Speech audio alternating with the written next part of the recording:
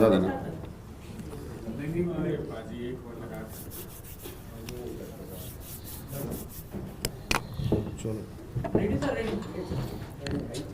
आप सभी पत्रकार साथियों को नमस्कार।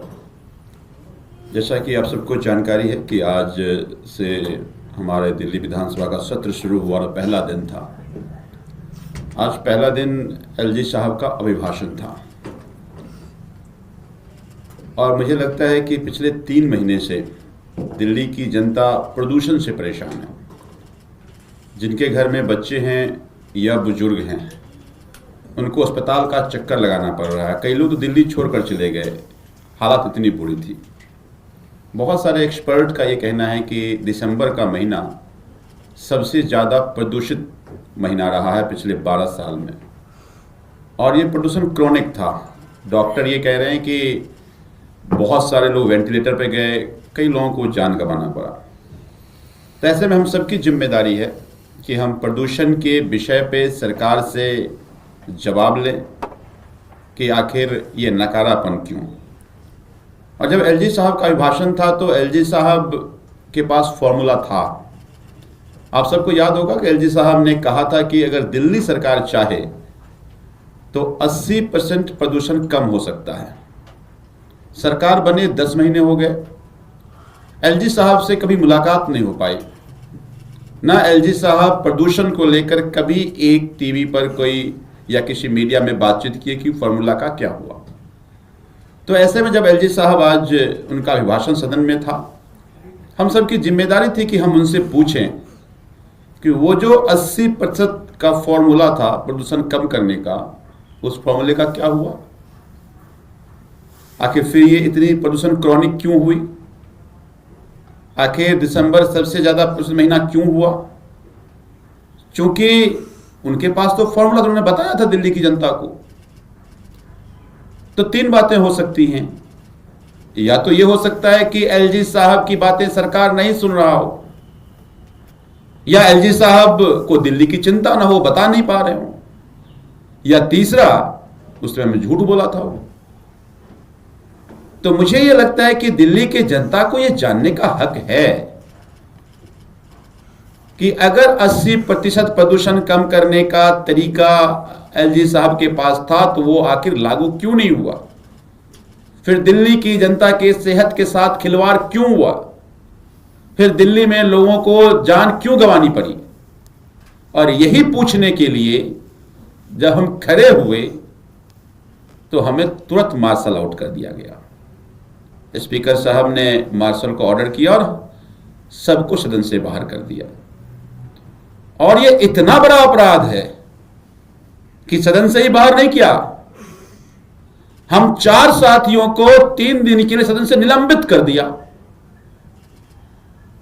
मैं, जर्नैल भाई, कुलदीप भाई जो कुंडली से विधायक हैं, सोमदत्त भाई जो सदर से विधायक हैं। ये इतना बड़ा अपराध है कि एलजी साहब के पास फॉर्मूला है तो हम पूछे नहीं उनसे। दिल्ली की जनता की जान जाती रहे पर हम सवाल ना करें कि अगर आपके पास तरीके थे तो दिल्ली के लोगों की जान क्यों गई। सवाल पूछने का इतना बड़ा सजा कि सदन जो दिल्ली के लोगों की सबसे बड़ी पंचायत है, जहां इतने सारे मुद्दे हैं, 10 महीने की सरकार में जो 10 महीने का वादा था खाली, भाई उन्होंने कहा था कि पहली ही कैबिनेट में 2500 रुपए देंगे, नहीं मिला, उस पर सवाल पूछते। इन्होंने कहा था कि होली हो दिवाली हो सिलेंडर मुफ्त देंगे, 500 सिलेंडर देंगे, सवाल पूछते। कहा था 22 में वाटर लॉगिंग नहीं होगी, 50,000 लोगों की मौत हो गई, क्यों हुई, सवाल पूछते। अक्टूबर में कहा यमुना साफ हो गया, दिसंबर में कहते यमुना में जाना नहीं, ऐसा क्यों। 3 महीने से लोग मर रहे हैं, सवाल पूछते। दिल्ली की जनता ने हम सबको इसलिए चुना कि हम सदन में जाकर के जनता की बात रखें, और सदन के जो स्पीकर हैं वो सदन के वो चलाते हैं। उनकी जिम्मेदारी है कि दिल्ली की जनता की बातें सदन में हो, ये राजनीतिक बयानबाजी ना हो, अपने अपने मियां मिट्टू ना बने आप। तो सदन के दिल्ली के सेहत के, दिल्ली के विषय की चर्चा करने के लिए मैं भेजा है और आप हमें निकाल दिए। तो आप हमें निकाल दो, हमें सब, अगर दिल्ली की प्रदूषण खत्म हो जाता है, हमारे सभी साथियों को निकाल दो, लेकिन हमारे निकालने से दिल्ली का प्रदूषण खत्म नहीं होगा। यह अत्यंत शर्मनाक है जो आज अध्यक्ष जी ने आज जो निर्णय सुनाया है। सवाल पूछना गुनाह नहीं है, लेकिन आप भले ही हमें निकाल दो, हम आपसे सवाल पूछते रहेंगे। जो सदन में हमारे साथी है वो ही पूछेंगे कि 15 लोगों की जान क्यों गई, किसकी जिम्मेदारी है ये, और हमें बाहर की हम सड़क पे भी पूछते रहेंगे। दिल्ली के लोगों के जान से खिलवाड़ नहीं कर देंगे। दिल्ली के लोगों को गुमराह करके वोट लिया आपने दिल्ली के लोगों को कहा था कि हमारी सरकार आएगी तो दिल्ली में साफ हवा होगा। अरविंद केजरीवाल सरकार 10 साल में दिल्ली में जो करना था किया प्रदूषण को कम करने के लिए, लेकिन यह दिल्ली का विषय नहीं है। लोगों को लगा कि हां ये डबल इंजन की सरकार बनेगी तो अगल बगल के राज्य भी काम करेंगे। दिल्ली में थर्मल प्लांट बंद किए थे, 14 थर्मल प्लांट चल रहे हैं दिल्ली एनसीआर में। लगा इनकी सरकार आएगी ये बंद कर देंगे, साफ हवा दिल्ली आएगी। ये जो ईंट की भट्टी प्रदूषण होता है वो नहीं होगा, थर्मल मिक्सिंग प्लांट जो चल रहे हैं वो नहीं चलेंगे, या वो सारे इंडस्ट्री जिससे हैजार्डस गैसेस निकलते हैं, पॉल्यूटेंट निकलते हैं, वो बंद कर दिए जाएंगे, दिल्ली में साफ हवा होगी। वो तो नहीं किया, लेकिन हम सवाल पूछेंगे तो हमें सदन से निकाल दोगे। हम इसकी निंदा करते हैं और सवाल हम लगातार रेखा जी आपसे पूछते रहेंगे। हम दिल्ली के लोगों की सेहत के साथ खिलवाड़ आपको नहीं करने देंगे। अब हमारे साथ हमारे भाई जर्नैल हैं, मैं उनसे निवेदन करता हूं कि बात करें। जी धन्यवाद संजीव भाई। दिल्ली की भाजपा सरकार के दिमाग में कितना खौफ है सवालों का, उसका प्रमाण आज आप सबने देखा होगा। सिर्फ मास्क से घबराकर कि मास्क लगाया तो भाई अब प्रदूषण के ऊपर सवाल भी पूछे जाएंगे, दिल्ली की वायु की गुणवत्ता के ऊपर सवाल पूछे जाएंगे। सरकार का ये खौफ साफ साफ दिखा और हमें इस चीज़ का बहुत खेद है कि स्पीकर साहब सरकार से जवाब दिलवाने की बजाय सरकार की ढाल बनकर बीच में आ जाते हैं। हमें इस चीज़ का खेद है। और सरकार ने अगर काम किए हो तो सरकार बड़े कॉन्फिडेंस से इन सब चीज़ों के जवाब दे सकती है। पिछले कुछ महीनों से अगर दिल्ली के अंदर सबसे बड़ा कोई मामला है तो दिल्ली की एयर क्वालिटी का मामला है। लाखों करोड़ों दिल्ली वाले छोटे छोटे बच्चों से लेकर बुजुर्गों तक इस वायु प्रदूषण की वजह से अस्पताल पहुंचे हैं।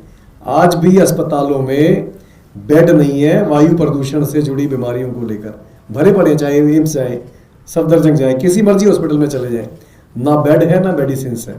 पर सरकार, वैसे तो आम जनता कहाँ सवाल पूछ पाती है सरकार से। जब सदन लगता है तो एक संवैधानिक प्रक्रिया है कि विपक्ष हो या सत्ता पक्ष हो सरकार से अपने सवाल पूछ सकता है। पर इतना ज्यादा खौफ विपक्ष के सवालों से कि उठते ही, मास्क देखते ही स्पीकर साहब द्वारा हमारे को मार्शल आउट कर दिया गया। ये अपने आप में हमें इस चीज का बहुत खेद है। और सिर्फ मार्शल आउट करने से भी बात नहीं बनी। मालूम है भी सदन तो 4 दिन है, तो कल भी ये सवाल पूछे जा सकते हैं। तो हम 4 साथियों को सदन से निष्कासित ही कर दिया गया। पर हम आपके माध्यम से दिल्ली की भाजपा सरकार को संदेश देना चाहते हैं कि दिल्ली वालों के हक की कोई भी आवाज हो वो हम उठाते रहेंगे। आपकी इन चीज़ों से हम बिल्कुल नहीं डरेंगे। और स्पीकर साहब को निवेदन करना चाहते हैं कि स्पीकर साहब, आपका ओहदा बिल्कुल निष्पक्ष होता है, तो आप सरकार की ढाल ना बनकर सरकार से दिल्ली वालों के जो सवाल हैं, जो जिज्ञासाएं हैं और जो सरकार की जिम्मेवारियां हैं, उनके जवाब दिलवाने की हमको कृपा करें। और दिल्ली का बहुत खतरनाक स्तर, पिछले 10 सालों के रिकॉर्ड टूट गए जिस स्तर पर इस बारी वायु प्रदूषण हुआ। और सरकार ने क्या किया, दिल्ली के आम लोगों को सड़कों पर आके बताना पड़ा। राजनीतिक पार्टियों ने तो बताया, दिल्ली के आम लोगों को सड़कों पर आना पड़ा कि भाई इस साल हालात बहुत खराब हो चुके हैं, आप AQI मीटर उसके मॉनिटरिंग सेंटर पर पानी डालने की बजाय सड़क पर आकर काम करें, मोहल्लों पर आकर काम करें। पर सरकार ऐसा कोई भी काम करने में विफल रही, बल्कि जो सिस्टम आम आदमी पार्टी की सरकार में बने थे उन सब चीज़ों को भी बंद कर दिया गया कि ये ना लगे भी ये तो केजरीवाल मॉडल की कॉपी हो रही है, इनकी बेइज्जती ना हो जाए। तो आपको अगर कॉपी करनी पड़ती है तो करें, पर दिल्ली वालों की जान से खिलवाड़ ना करें। और जहाँ तक रही सवाल पूछने की बात, हम 4 साथियों को निष्कासित किया है। हम सदन के अंदर नहीं तो सदन के बाहर ये सवाल उठाते रहेंगे, और हमारे बाकी साथी सदन के अंदर इस बहरी सरकार को चीख चीख कर बताते रहेंगे कि तुम प्रदूषण पर काम करने में बिल्कुल नाकाम रहे। धन्यवाद।